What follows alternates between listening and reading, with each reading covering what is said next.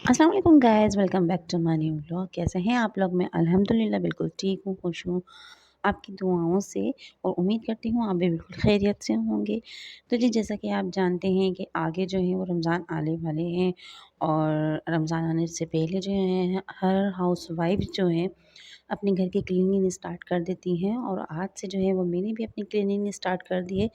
वैसे मैं थोड़ी-थोड़ी जो है वो करती रहती हूँ, लेकिन ये है कि आज जो है वो मुझे थोड़ा-सा मेसी सा मेरा किचन हो गया था, जिसकी वज़ह से अब मुझे करनी है, क्योंकि आगे जो है वो रमज़ान है और रमज़ान का महीना ऐसा है कि उसमें काम आपको इतना बढ़ जाता है, क्योंकि और रमज़ान में जो है वो मसरूफ़ियत आपकी बहुत ज़्यादा बढ़ जाती है, तो वो आप इस तरह से डीप क्लीनिंग तो बिल्कुल भी नहीं कर सकते।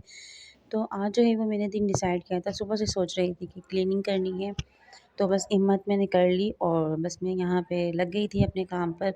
तो आहिस्ता-आहिस्ता मैं अपने सारे काम समेट लूँगी। आज जो है वो मुझे किचन समेटना है और इससे पहले मैंने जो है अपना फ्रिज बिल्कुल क्लीन कर लिया है।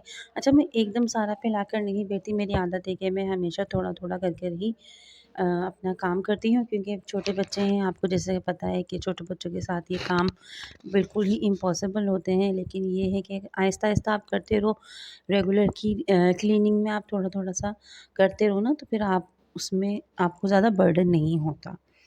तो बस देखिए, यहाँ मैं अपनी क्लीनिंग भी कर रही हूँ, साथ के साथ यहाँ बच्चे भी खेल रहे हैं और जहाँ-जहाँ मैं होती हूँ बच्चे मेरे साथ ही होते हैं। तो बस आहिस्ता-आहिस्ता मैं अपना ये सारा किचन जो है वो क्लीन कर लूँगी। अंदर से मेरा क्लीन हो चुका है, डब्बे वगैरह मैंने साफ़ कर लिए थे। तो अब आप देखें, माशाल्लाह से मेरा किचन जो है वो बिल्कुल क्लीन हो चुका है।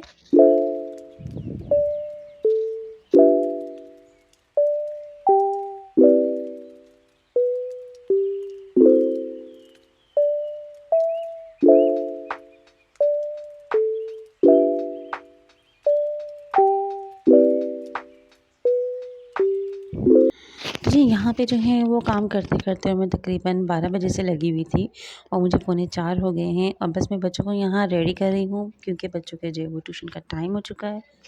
तो सबसे पहले जो है मैं बच्चों को ट्यूशन छोड़कर आ जाऊँगी, उसके बाद जो है अपने मेरे जितने भी काम हैं उनको कंटिन्यू करूँगी। तो बस यहाँ देखें, बच्चे जो हैं वो रेडी हो चुके हैं, यहाँ हम लोग जाने की तैयारी कर रहे हैं।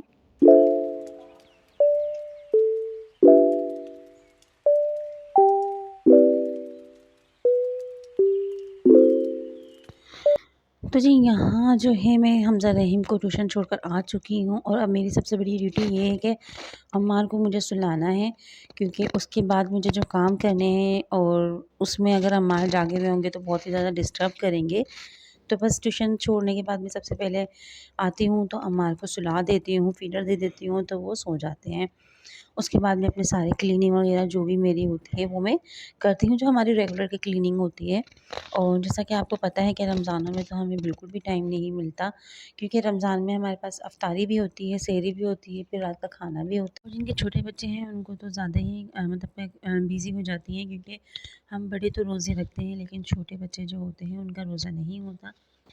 जिस वजह से हमें उनका नाश्ता भी करना होता है, फिर शाम की इफ्तारी भी होती है, फिर रात का खाना भी है, फिर सहरी भी है। तो ज़्यादातर जो आपका टाइम है ना वो किचन में ही गुज़र रहा होता है। बाद में जो क्लीनिंग वगैरह आपकी आती है, फिर साथ-साथ आपकी ईद की तैयारियों की शॉपिंग भी हो रही होती है। आप ईद की तैयारी की शॉपिंग आप जितना ही पहले कर लें, लेकिन रमज़ानों में जो हम रोज़ा अफ्तार करने के बाद अपनी शॉपिंग करने के लिए निकलते हैं, उसका तो मज़ा ही अलग है। तो बस उस दिन के भी अपने ही मज़े होते हैं कि आप जल्दी-जल्दी से इफ्तारी बनाते हैं और उसके बाद जो है वो अपनी शॉपिंग करने के लिए जाते हैं, अपनी तैयारी स्टार्ट कर देते हैं। क्योंकि असल तैयारी जो होती है वो रमज़ानों में ही होती है। जितना ही आप कर लें, कुछ न कुछ आपको याद आता रहता है कि हमारा कुछ न कुछ सामान रह गया है, तो वो रमज़ानों में आपकी तैयारी चल रही होती है। तो बस साथ के साथ जो है मैंने ये फ्लावर्स भी अपने उतार लिए थे। तो जी यहाँ जो है ये फ्लावर्स मैंने उतार लिए थे, इनको सर्फ़ के पानी में जो है अच्छी तरीके से मैं भिगो दूँगी, ताकि इनमें जितनी भी डस्ट है तो इनमें जो है वो डस्ट अच्छी तरह से जो है वो लग जाती है। हालाँकि मैं बीच-बीच में जो है वो सफाई करती रहती हूँ, ऐसा नहीं है कि मैंने बिल्कुल ही नज़रअंदाज़ किया हुआ होता है घर को। और वैसे भी आप घर को बिल्कुल भी नज़रअंदाज़ तो कर ही नहीं सकते बिल्कुल, क्योंकि आप थोड़ी-थोड़ी सफाई करते रहें तो आपका घर बिल्कुल नीट एंड क्लीन नज़र आता है। अदरवाइज़ हाँ, अगर आप काफ़ी टाइम के बाद इसको साफ़ करेंगे तो बिल्कुल ही मतलब बहुत ही ज़्यादा मिट्टी इसमें से निकलेगी और घर साफ़ ही आपको नज़र नहीं आएगा। तो जी यहाँ जो है अब मैं आ गई हूँ रहीम को दवाई दिलाने के लिए, क्योंकि रहीम की थोड़ी तबीयत ख़राब थी। तो बीच में मैंने अपना काम रोक दिया था और मैं दवाई के लिए आ गई थी। क्योंकि काम के साथ-साथ जो है वो बच्चे भी ज़रूरी होते हैं, बच्चों की सेहत सबसे पहले होती है, काम सारे बाद में होते हैं। तो इसलिए मैं सबसे पहले जो है वो रहीम को दवाई दिला के लिए आई थी, और आते के साथ जो है मैं अपने किचन में आ गई थी, क्योंकि मुझे रोटी बनानी थी। और टेंशन मुझे इस बात की हो रही थी कि टाइम बहुत कम था और गैस जो है वो जाने वाली थी।